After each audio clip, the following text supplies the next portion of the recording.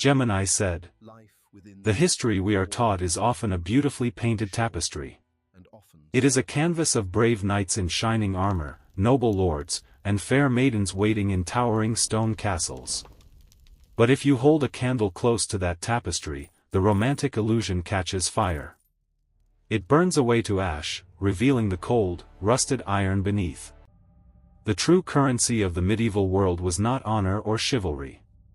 It was power, heavy gold coins exchanged in the shadows, and human flesh bound in shackles.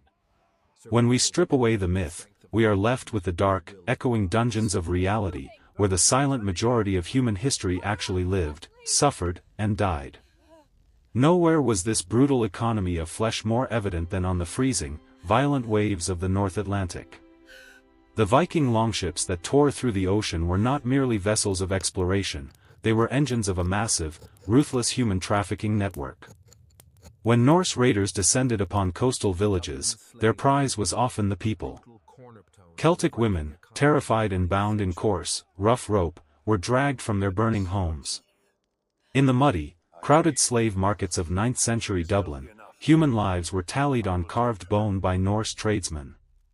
Wealthy buyers walked the lines of freezing captives, inspecting them with the same cold detachment a farmer uses to inspect livestock. A bag of silver dirhams dropped onto a wooden trading table was all it took to purchase a life. The hollow, hopeless eyes of the enslaved thrall women stared out into a freezing rain, their futures stolen. Their legacy, however, was written in blood. Today, the genetic map of Iceland glows with DNA markers tracing back to these abducted Celtic women, a permanent record of their forced migration. But for many, the horror did not end in servitude. When a powerful Viking chieftain died, a massive funeral pyre was built near the icy shoreline. As witnessed in horror by the Arab envoy Ahmed ibn Fadlan, the barbaric rituals of the north often demanded a human sacrifice. An enslaved girl, dressed in ceremonial garments, was drugged, assaulted, and led to the death ship. An elder raised a ceremonial torch in the pitch black of night, and the vessel was engulfed in massive, roaring orange flames, consuming the innocent to honor the powerful. Across the world, the steppes of Asia trembled under the hooves of a different conqueror. The galloping Mongol hordes kicked up massive dust storms as they built the largest contiguous empire in history. Seated upon a rugged throne, looking ruthlessly over a camp of hundreds of yurts that stretched to the horizon, Genghis Khan commanded a war machine that was also a machine of mass assimilation. When cities fell, the survivors were systematically processed. Captured women were sorted into lines by armed guards, their physical traits coldly inspected and logged onto parchment scrolls by scribes. These encampments functioned as rolling factories of reproduction. The sheer scale of this forced integration was staggering. Newborn babies, wrapped in traditional Mongol furs, were recorded in registries sealed with hot wax. It was a calculated, brutal strategy of empire building through bloodlines. The dynamic result of this conquest is a sprawling, global family tree, rapidly expanding from one man and his armies, leaving a genetic fingerprint on millions of people alive today, a legacy born from the silent endurance of countless captive women. Yet, even in the most civilized capitals of the world, survival for women was a harrowing ordeal. At sunset, the ancient, shining city of Constantinople appeared as the jewel of the Byzantine Empire. But on its dirty cobblestone streets, poor citizens begged for survival, and in dark, seedy alleyways, human dignity was bought for a few gold coins. Inside the massive hippodrome, cheering, wealthy elites gathered for entertainment. Here, a young woman named Theodora was forced to perform deeply degrading acts in the center of the arena. Rich noblemen laughed and threw coins at her, treating her as nothing more than an object for their amusement. But beneath the dirt and the tears, Theodora's eyes hardened with deep anger and brilliant calculation. She refused to remain a victim of her circumstances. Stepping out of the arena shadows, she dressed in fine silk and manipulated her way into the opulent, marble halls of the Byzantine palace. From his elevated golden throne, Emperor Justinian I was captivated by her intellect and undeniable presence. In a dimly lit cathedral, Justinian placed a heavy, jewel-encrusted crown upon her head. Theodora sat as empress, exuding absolute power, dripping in gold and pearls. She was immortalized in massive, glowing gold mosaics. But her true power lay in the shadows of the council room, where she whispered strategic, empire-altering political advice into Justinian's ear, ruling an empire that had once thrown pennies at her feet. In Western Europe, the cold stone castles held their own horrors, dressed up as sacred tradition. A medieval map of Europe was drawn not with borders of peace, but with treaties sealed by forced unions. Inside grand, echoing cathedrals, royal weddings were rigid, terrifying affairs. Two young royals would hold hands at the altar, looking terrified beneath the crushing weight of heavy gold crowns. A bishop would seal these political marriages with a heavy red wax stamp, binding children to a lifetime of duty. The reality of these unions was profoundly traumatic. In the tense, heavily guarded outdoor pavilions where the English and French royal courts met, we find 12-year-old Isabel of Valois.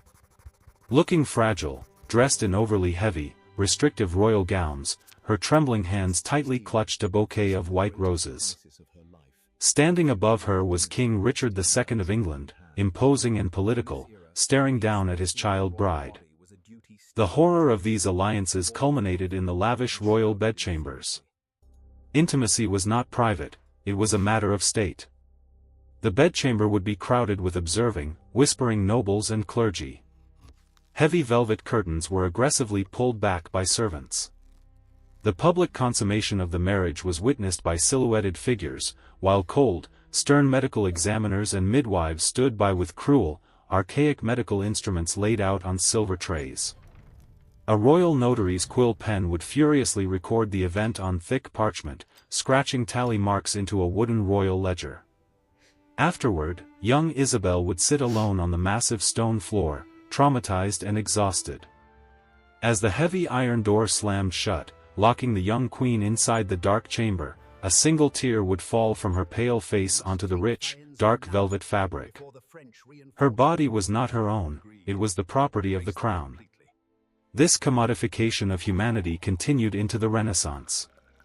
Under the magnificent, sunlit palaces of 15th-century Italy, the notorious Borgia family plotted in their lavish, violently frescoed dining rooms. Pope Alexander VI poured dark, blood-red wine into a golden goblet, arranging the lives of his children to secure his own power. His daughter, Lucrezia Borgia, looked hollow and detached as maids dressed her for yet another political marriage. At the grand Renaissance wedding banquets, filled with masked dancers, excess, and chaotic lighting, the patriarchs of rival families watched the festivities with cold, calculating, predatory eyes. Here, the bedchamber became a literal theatrical stage. Nobles took their seats in the shadows. Masked Italian noblewomen gossiped and laughed maliciously behind large feathered fans, while a Renaissance painter hurriedly sketched the consummation performance from the corner of the room. The bride, forced into this public spectacle, stared ahead with a blank, dead-eyed expression. Once the Duke handed over a massive land deed to finalize the marriage contract, the heavy wooden doors were thrown open to the cheering, drunk royal court. It was never about love, it was a transaction of territory, signed on the bodies of women. But political trauma was not the only terror hiding behind castle walls. Sometimes, the vibrant colors of the era faded into a dark, sinister, Gothic nightmare. Surrounded by a dead, leafless forest under a stormy sky stood the towering fortress of Gilles de Rais. He was a noble marshal of France, a man who once rode proudly on a warhorse in shining plate armor beside Joan of Arc. He had stood victorious on battlefields littered with arrows, a holy banner flapping violently in the wind. But behind the heavy, iron-studded doors of his private keep, the face of the heroic knight twisted into something deeply sinister and predatory. While impoverished medieval peasant families wept in the dark, muddy village squares, mothers desperately clutching torn pieces of clothing from their missing children, Gilles de Rais descended into the cavernous, pitch-black underground dungeons beneath his castle. Illuminated by a single torch, the walls were painted in blood with dark alchemy and occult symbols. He washed his blood-soaked hands calmly in a golden basin. The true horror of Gilles de Rais was not just his unimaginable crimes, but the absolute impunity granted by his wealth. Local feudal authorities and nobles turned a blind eye. Corrupt officials accepted heavy pouches of gold coins in the shadows to buy their silence. Peasants knelt helplessly outside his impenetrable fortress while he looked down from his high balcony, drunk on absolute, unchecked feudal power. It took years of mounting atrocities before a bishop finally read his excommunication and arrest warrant by candlelight. When armed guards breached the horrific chambers, their faces froze in absolute horror. Yet, even during his trial, the cold, dead, remorseless eyes of Gilles de Rais showed no regret. He was a monster created and protected by a system that valued the lives of the nobility infinitely more than the lives of the common people. As the dark smoke of his execution pyre drifted eastward, it morphed into the intricate, colorful geometric tiles of the Ottoman Empire. The sprawling Topkapi Palace in Istanbul was magnificent at dawn, shrouded in morning mist. But behind the heavily armed guards and the massive, ornate wooden doors locked with iron bolts, lay the imperial harem. It was a space beautiful in its architecture, but deeply claustrophobic in its reality. It was a gilded cage filled with hundreds of enslaved women. Upon arrival, young captive women were stripped of their former clothes and given uniform Ottoman garments. Extreme close-ups of history show traditional homeland necklaces being coldly confiscated and thrown into wooden chests. The blank, terrified faces of newly arrived slaves marked the exact moment their real names and identities were erased. The courtyard operated on a rigid hierarchy, overseen by a towering chief eunuch who walked the halls with absolute authority. The Sultan lounged on luxurious cushions, observing the women as if assessing property. Even those born to power were not free. Princess Fatma Sultan, covered in priceless jewels, looked deeply sorrowful and defeated. A political map rolled out on a table sealed her fate. She was given to an older, cruel pasha to secure a military alliance. In a ritual of submission, she knelt obediently as palace elders systematically broke her will. When she fell into despair, an Ottoman physician examined her, casually writing down virginal melancholy with a quill in his medical ledger. Princess Fatma could do nothing but stare blankly out of a beautiful, heavily barred palace window. And deep within that same palace lay the cage. Here, potential male heirs to the throne were locked away in luxurious, windowless prisons to prevent civil war.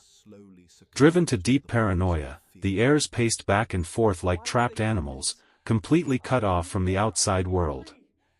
The sound of the lock turning from the outside echoed loudly in the silent, suffocating room, a reminder that in the game of absolute power, everyone is a prisoner. This systemic control over bodies extended deeply into the realm of medieval medicine. In dark, cluttered apothecaries filled with strange glass vials, dusty medical texts open to show archaic, crude anatomical drawings. When noble women expressed frustration, depression, or the trauma of their restricted lives, stern, older male physicians in academic robes misdiagnosed them with the blanket term, hysteria. The medical establishment of the time completely denied female agency and sexuality. The physician would coldly prepare for a clinical, emotionless treatment, washing his hands in a crude iron basin. A heavy velvet screen was pulled across the room to create a barrier. The woman's face stared blankly at the ceiling, completely detached, as the physician performed the mechanical induction of pleasure, treating her body as a malfunctioning machine rather than a human being. The physician's quill would aggressively check a box in a ledger, claiming a successful cure, before dismissing the woman with a wave of his hand. It was a terrifying medical gaslighting that silenced the true emotional and physical suffering of half the population.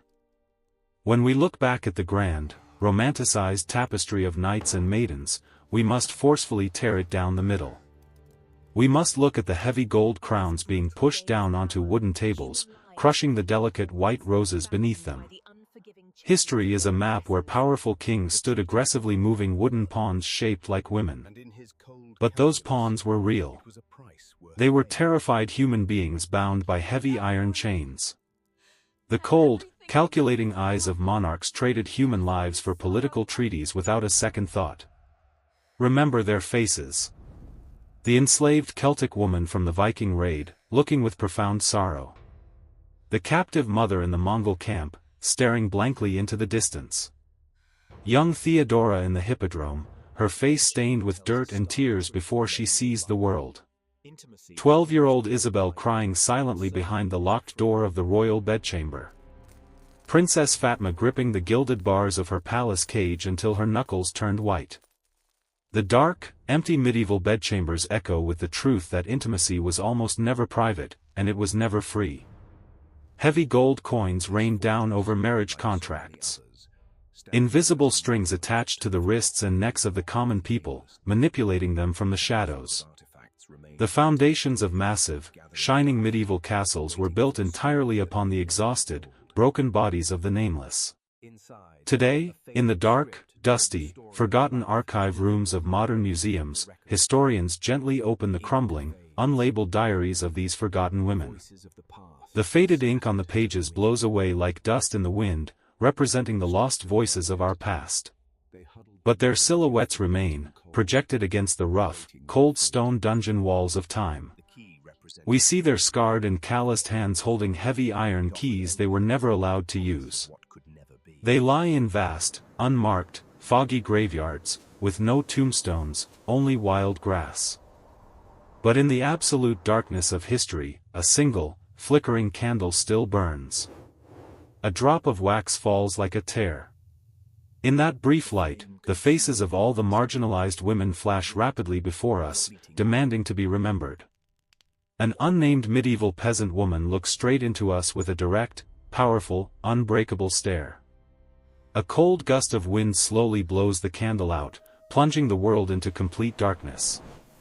The lingering smoke from the extinguished flame twists briefly into the shape of a human figure before dissipating into the void. Out of the pitch black, a single, glowing truth remains. The history we know is only a fraction of the story. The rest is the invisible history.